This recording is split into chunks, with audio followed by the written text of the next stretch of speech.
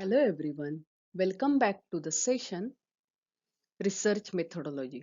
Myself, Professor Rashmi Hirlekar from Shri Saha Kelkar College, Devgad.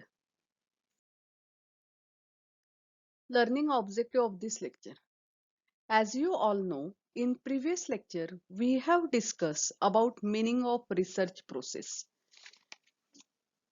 And we also have discussed 3 steps in research process.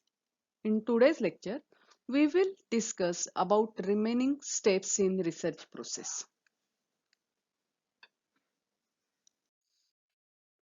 Research process consists of 12 steps. विद्यार्थी मित्रांनो, इथे 12 steps म्हटलेत, पण खरं असं 12 steps वगैरे असं काही नाहीये. कारण आपण अगोदरच्या लेक्चरमध्ये सुद्धा बघितलं की ह्या स्टेप्स एकमेकांमध्ये इतक्या गुंतलेल्या आहेत आणि प्रत्येक स्टेप ही दुसऱ्या स्टेपवर प्रभाव टाकत असते. त्यामुळे 12, 4, 6 असं काहीही असू शकतं. जसं की सिलेक्टिंग प्रॉब्लेम आणि डिफायनिंग प्रॉब्लेम. प्रॉब्लेम सिलेक्ट आपण इथे छोट्या छोट्या स्टेप्स वेगवेगळ्या केल्या आहेत. त्यातील पहिल्या 3 स्टेप्स ज्या होत्या त्याविषयी आपण या अगोदर चर्चा केली होती. Those steps were selecting research problem, defining research problem, deciding the objective of research. म्हणजे एखादी समस्या निवडणं, ती समस्या काय आहे ती स्पेसिफिक मांडणं, डिफायनिंग द रिसर्च प्रॉब्लेम. त्याच्यानंतर या समस्येचा का अभ्यास करत आहोत ते ठरवणं, कारण तो ऑब्जेक्टिव्ह असेल तर त्या ऑब्जेक्टिव्ह मुळे आपण कायम त्या समस्येवर फोकस राहतो. In today's lecture, we will discuss about remaining steps such as review the literature, formulating hypothesis, deciding the research design, deciding the sample design, data collection, data processing, analysis and interpretation of data, hypothesis testing, preparation of research report.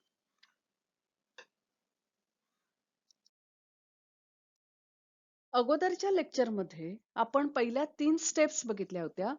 The fourth step is review the literature.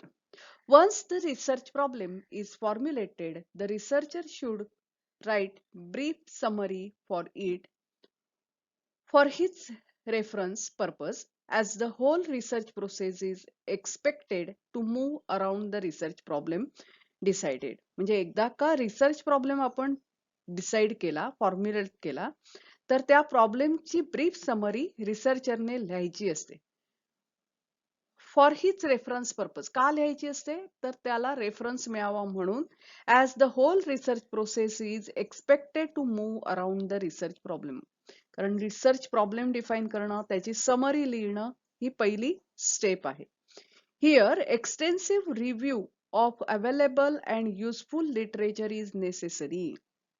समस्या निवडल्यानंतर review घेणं, literature जे आहे उपलब्ध त्याचा review घेणं आवश्यक आहे. And useful as it provides good insight into the research problem.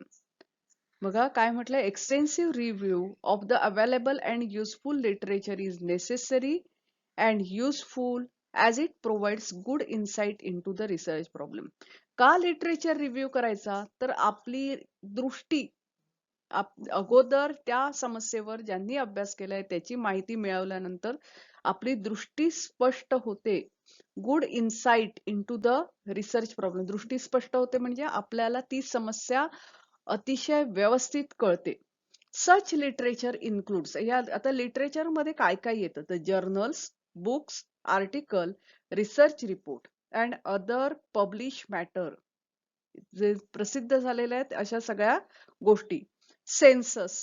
Census म्हणजे माहिती आहे ना की लोकसंख्येचा जो अहवाल दर 10 वर्षांनी गव्हर्नमेंट तयार करतं त्याला सेन्सस म्हणतात. And other research report, conference, proceeding etcetera relating to the subject matter of the research.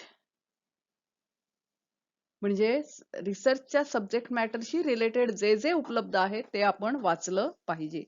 Even abstracting and indexing journal, and published or unpublished bibliographies are useful for literature survey. बघा, abstracting and indexing journal, जे journal आहे त्याचं abstract आणि index लिहिणं, publish आणि unpublish bibliographies are useful for literature survey. म्हणजे publish आणि unpublish जी माहिती आहे ती वाचणं ही आणि त्याची बिब्लोग्राफी तयार करणं. The researcher should review the research studies conducted previously on research problem selected by him for detail. म्हणजे आपण जो रिसर्च प्रॉब्लेम निवडलेला आहे त्या रिसर्च प्रॉब्लेमवर रिसर्च स्टडी अगोदर काय झालेली आहे त्याचा रिव्ह्यू घेणं आवश्यक आहे. Literature survey create good background for entire research work. Research वर्कची चांगली बॅकग्राऊंड लिटरेचर सर्वेने निर्माण होते. Reference to such literature is also possible during subsequent steps in research process. For literature survey or literature review, a good library and computer related facilities are necessary. लक्षात घ्या, literature review साठी तुम्हाला चांगली library आणि computer related facilities आवश्यक असतात. And useful for collection of updated information and data. कशासाठी ही उपयोगी पडते? अपडेटेड इन्फॉर्मेशन आणि डेटा मिळवण्यासाठी. Reference to such literature can be made in the research report. लक्षात घ्या, रिसर्च रिपोर्ट लिहिता त्यावेळेला तुम्ही कोणती कोणती माहिती कुठून कुठून मिळवली याचे रेफरन्सेस तुम्हाला लिहावे लागतात. आणि म्हणून लिटरेचर रिव्ह्यू करत असताना लक्षात घ्या, मी एखादी समस्या निवडली, त्या समस्येविषयी जिथे जे जे पब्लिश झालंय किंवा अनपब्लिश आहे ती माहिती मी वाचली. ती वाचत असताना अरे हा हे माझ्या महत्वाचं आहे, माझ्या समस्येशी रिलेटेड आहे, I have to note it down. लगेचच नोट करायचं असतं कारण नंतर आपण विसरून जातो. तर त्यामुळे references to such literature can be made in research report. Research report मध्ये अशा लिटरेचरचे रेफरन्सेस आपल्याला लिहावे लागतात. The next step number 5 is formulating hypothesis. After extensive literature study, researchers should state in clear term the working hypothesis. आता literature review झाल्यानंतर रिसर्चरने स्पष्टपणे working hypothesis formulate करायचे असतात. आता हायपोथेसिस म्हणजे काय?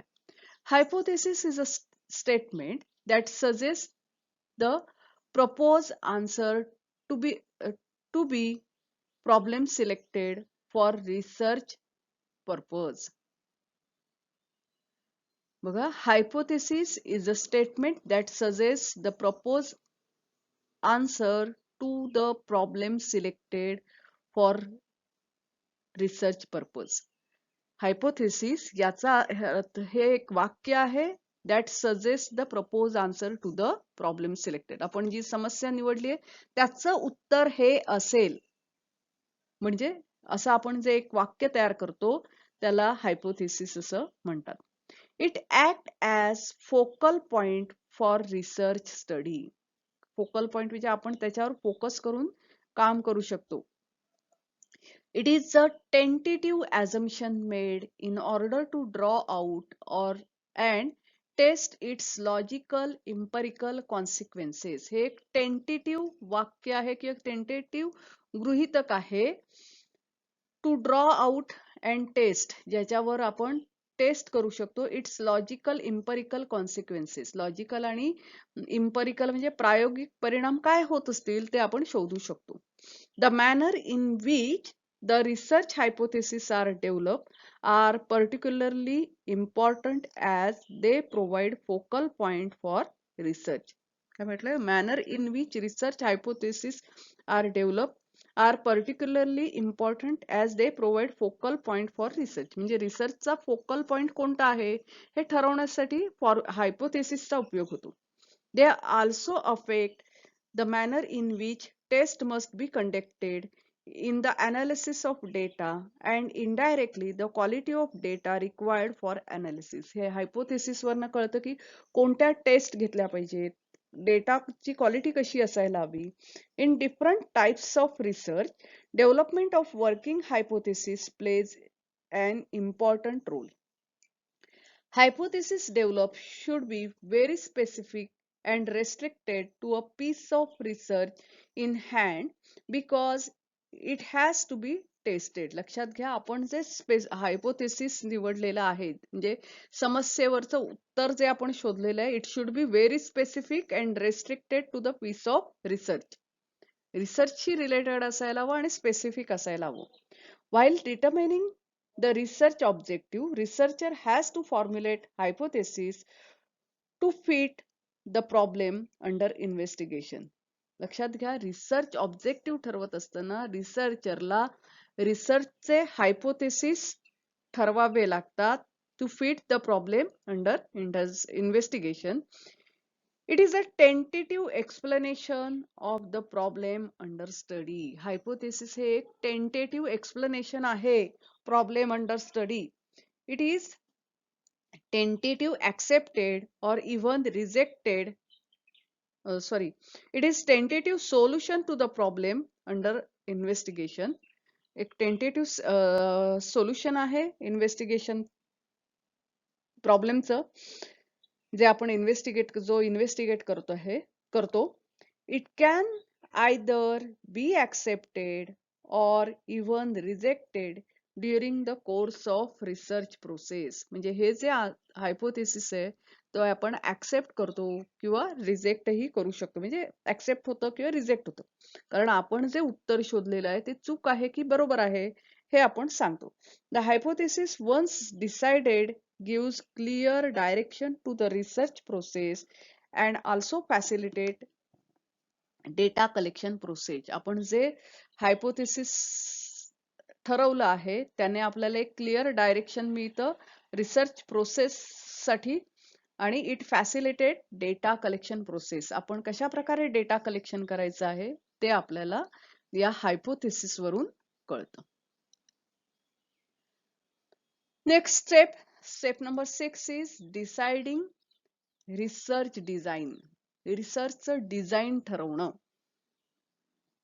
Research design is the grand plan for the conduct of actual research work. Actual research work जे करणार आहोत त्याचा एक प्लान म्हणजे research design. It is next to the problem define and other steps already noted. लक्षात घ्या, research design ही next to the problem define आणि अदर स्टेप्स आपण ज्या इतर स्टेप्स म्हणजे selecting problem, defining problem, deciding objective, review the literature, formulating hypothesis, त्याची next step काय आहे, research design. Research design is a blueprint of the whole research activity. ही blueprint आहे म्हणजे आपण पूर्ण रिसर्च ऍक्टिव्हिटी कशी करणार आहोत त्याची ब्ल्यू प्रिंट आहे. It is like an architect plan for building construction. म्हणजे आपण एखादी इमारत बांधणार असतो, म्हणजे तुम्ही जर कधी फ्लॅट घ्यायला गेलात किंवा एखाद्या ठिकाणी दुकान घ्यायला गेलात तर जे मोठे कॉन्ट्रॅक्टर असतात तर त्यांच्याकडे एक छोट हे केलेलं असतं बघा, बिल्डिंगचा काय म्हणतो आपण, नमुना केलेला असतो की किंवा शाळा तुमच्याकडे जर बांधणार असते तर त्याचा सुद्धा कॉन्ट्रॅक्टर तुम्हाला एक छोटीशी प्रतिकृती देतो आणि त्यामध्ये शाळा कुठे, ग्राउंड कुठे, काय कशा प्रकारे असेल असं दाखवलेलं असतं. तर तसंच research design is a blueprint of whole research activity. It is a like architect plan for building construction. Architect जसा बिल्डिंग बांधत असताना जो प्लान करतो तसंच हे रिसर्च डिझाईन आहे. The actual construction work will be as per the plan prepare. म्हणजे तुम्ही आर्किटेक्ट काय करतो, ती प्रतिकृती करतो आणि त्याच्याप्रमाणे बिल्डिंग बांधतो. सेम वे रिसर्च डिझाईन हा प्लान आहे, तुम्ही रिसर्च ऍक्टिव्हिटी कशी करणार आहात त्याचा.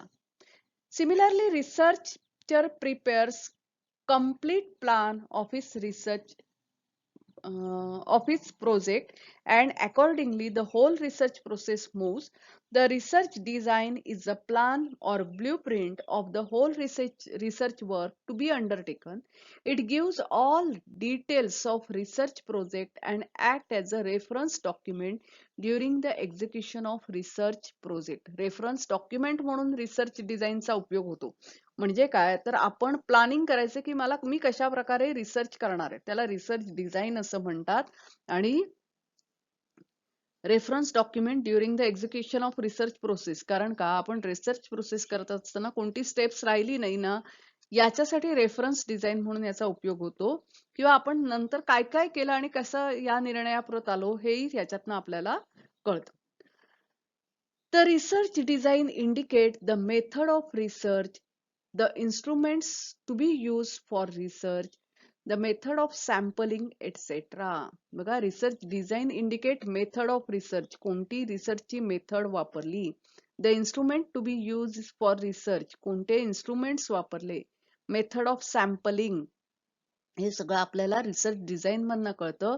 सच design provides guideline for researcher to keep in track on his action and to know that he is moving in right direction on data collection. बघा, कोणत्याही गोष्टीच्या प्लॅनिंगचा उपयोग काय होतो. रिसर्च डिझाईन हे प्लॅनिंग आहे रिसर्च ऍक्टिव्हिटीचं. प्लॅनिंगचा उपयोग काय होतो, तो कीप हिम ऑन ट्रॅक. म्हणजे उदाहरणार्थ, मी गाडी घेऊन निघाले आणि मला जर माहीतच नसेल मला कुठे जायचंय, तर मी कुठेही भरकटणार. पण मला माहित असेल की मला देवगड कॉलेजला जायचं आहे, तर मी तिथेच जाणार. तर म्हणजे हे प्लॅनिंग आहे की मला आता कॉलेजला जायचंय, मला अमुक काम करायचंय. सेम वे रिसर्च डिझाईन जे आहे ते रिसर्चरला ऑन ट्रॅक ठेवतं on his actions and to know that he is moving in right direction on data collection. माहिती गोळा, कारण माहितीचा महासागर आहे. माहिती गोळा करत असताना प्रचंड माहिती गोळा होते आणि आपल्याला कुठे जायचं हेच आपल्याला कळत नाही. तर रिसर्च डिझाईनचा आपल्याला त्यासाठी उपयोग होतो. Research design contents answer to the following questions. आता रिसर्च डिझाईन मध्ये खालील काही प्रश्नांना उत्तरं मिळतात. जसं की what is the nature or purpose of study, म्हणजे कशा प्रकारचा अभ्यास करायचा आहे, का अभ्यास करायचा आहे. What type of research is required, कोणत्या प्रकारचं रिसर्च केलं पाहिजे. How to collect required data, माहिती कशा प्रकारे गोळा करायची. How much fund will be required, किती फंड लागेल. How much time period will be required for completion of research project, research project पूर्ण होण्यासाठी किती वेळ लागेल. Research procedure is closely connected with research design. लक्षात घ्या, रिसर्च प्रोसिजर ही रिसर्च डिझाईनशी क्लोज कनेक्टेड आहे. It act as a guiding documents as the whole research process moves as per the research design prepare. लक्षात घ्या, research design हे guideline documents आहे, कारण whole research design moves as per the research design. Research design may be exploratory or conclusive. Research design may be exploratory or conclusive. तर विद्यार्थी मित्रांनो, आज आपण रिसर्च प्रोसेस मधल्या पुढच्या 3 स्टेप्स बघितल्या. अगोदरच्या लेक्चर मध्ये रिसर्च प्रोसेस म्हणजे काय याचा अर्थ बघितला होता. तर रिसर्च प्रोसेस म्हणजेच रिसर्च मेथडॉलॉजी ही एक सिस्टमॅटिक प्रोसेस आहे which is undertaken in order to study the research problem to arrive at certain firm conclusion. रिसर्च प्रॉब्लेमचा अभ्यास करण्यासाठी आणि त्यावरून एका सर्टन कन्क्लुजन वर येण्यासाठी ज्या स्टेप्स फॉलो करतो त्याला रिसर्च प्रोसेस असं म्हणतात. रिसर्च प्रोसेस मधल्या पहिल्या 3 स्टेप्स आपण अगोदरच्या लेक्चर मध्ये त्या स्टेप्स विषयी चर्चा केली. तर पहिली स्टेप्स होती डिफायनिंग रिसर्च प्रॉब्लेम. पहिली step selection of research problem, समस्या निवडणं. त्याच्यानंतर दुसरी स्टेप डिफायनिंग रिसर्च प्रॉब्लेम. समस्या डिफाईन करणं. तिसरी steps deciding objective of research. का रिसर्च करतोय त्याचे ऑब्जेक्टिव्ह ठरवणं. आजच्या लेक्चरमध्ये पुढच्या आणखी 3 स्टेप्स विषयी आपण अभ्यास केला. त्यातली चौथी स्टेप्स होती लिटरेचर रिव्ह्यू. एकदा का समस्या निवडली ठरवली, त्याच्यानंतर त्याचे ऑब्जेक्टिव्ह ठरवले की लिटरेचर रिव्ह्यू, त्या समस्येवर इतर कोणी कोणी काम केलंय आणि काय काय केलंय त्याचा रिव्ह्यू घेणं. पाचवी स्टेप्स आहे डेव्हलपिंग वर्किंग हायपोथेसिस. आता तो रिव्ह्यू घेतल्यानंतर माहिती सगळी गोळा केली आणि मग जी समस्या आहे त्याच्यावर एक हायपोथेसिस ठरवणं.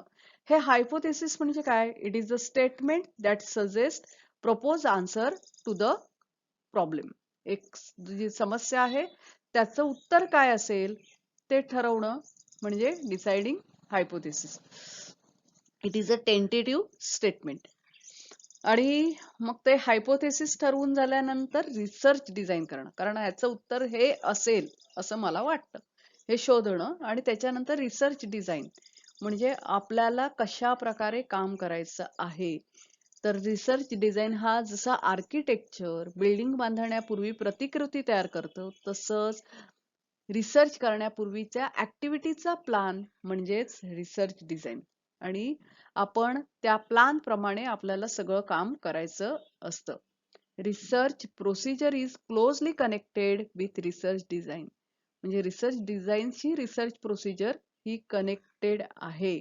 It act as a guiding document as the whole research procedure as it moves as per the research design prepare. So, thank you for today and happy learning to you. We will meet again in next lecture to discuss remaining steps in research process. Have a good day to you.